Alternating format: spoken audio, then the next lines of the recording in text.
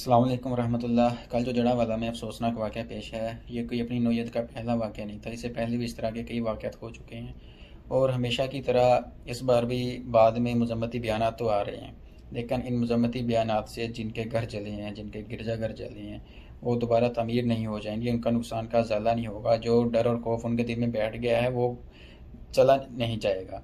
अगर कोई वाक़ई सीरियस है कि इसका सत्यबाब हो और जिस तरह जो मजहबी जमातें हैं, मजहबी तबके हैं, अगर वो वाक़ई सीरियस हैं कि जो धब्बा इस्लाम के नाम पे, मुसलमानों के नाम पे आया है वो धुल जाए, तो इसके लिए उनको चाहिए कि वो फ़ंड इकट्ठे करके, चंदा इकट्ठा करके, जिनके घर जले हैं, जिनके गिरजाघर जले हैं, उनके नुकसान का उजाला करें, उनके घरों की तामीरात करा के दें, उनके गिरजाघरों को खुद तामीर करा के दें और उनके पास जाएँ, उनके साथ इज़हार यकजहती करें और उनको तहफ़्फ़ुज़ की यकीन दहानी कराएँ।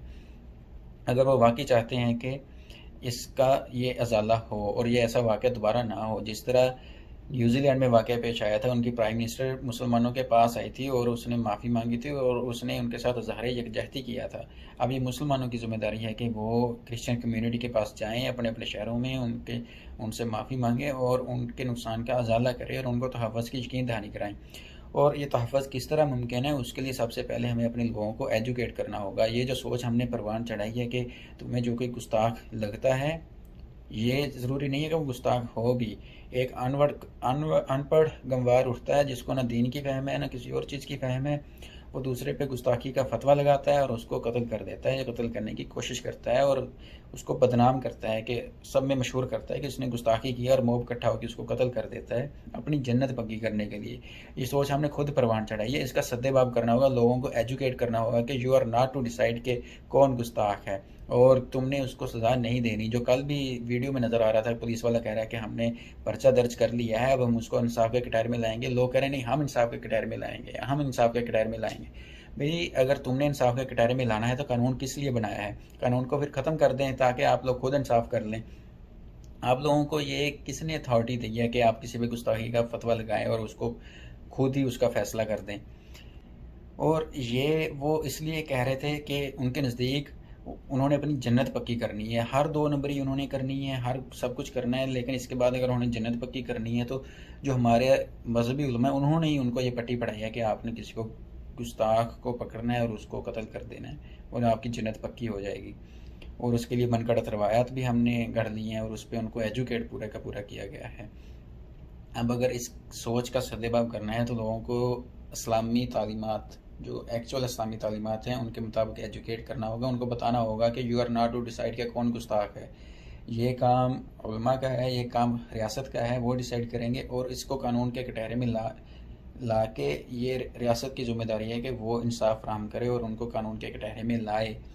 ये लोगों ने डिसाइड नहीं करना, ये तुम्हारी जिम्मेदारी नहीं है। तुम्हारा काम सिर्फ इसको नोटिफाई करना है। अच्छा, दूसरी बात ये मैं करना चाहता हूँ कि पाकिस्तान में जो ईसाई है, ये एक पेशा समझा जाता है। ईसाई कोई पेशा नहीं, ये एक मज़हब है।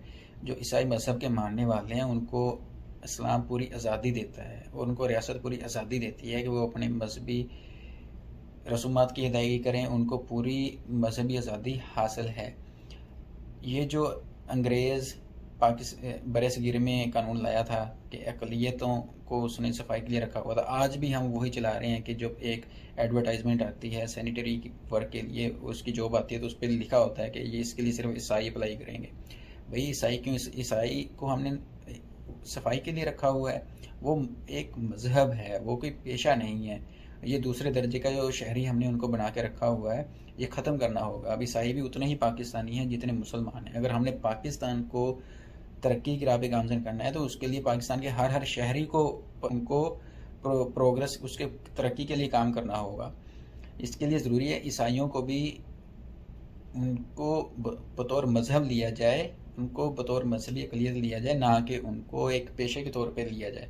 और एंड पे मैं उन दोस्तों से जो समझते हैं कि जो कुछ हुआ है गलत हुआ है, जो आगे समझते हैं, उनको कहना चाहता हूँ कि इसके लिए हमें आवाज़ बुलंद करनी होगी और कोई और नहीं करेगा तो ना करे, हमें खुद कुछ ना कुछ करना, आवाज़ बुलंद करनी होगी। जो जानने वाले हैं उनको, उनकी ज़िम्मेदारी है कि जो नहीं जानते उनको एजुकेट करें। इसी तरह ये कोई चेंज आ सकती है, अदरवाइज़ फिर हमें गिला करने का कोई हक नहीं बनता।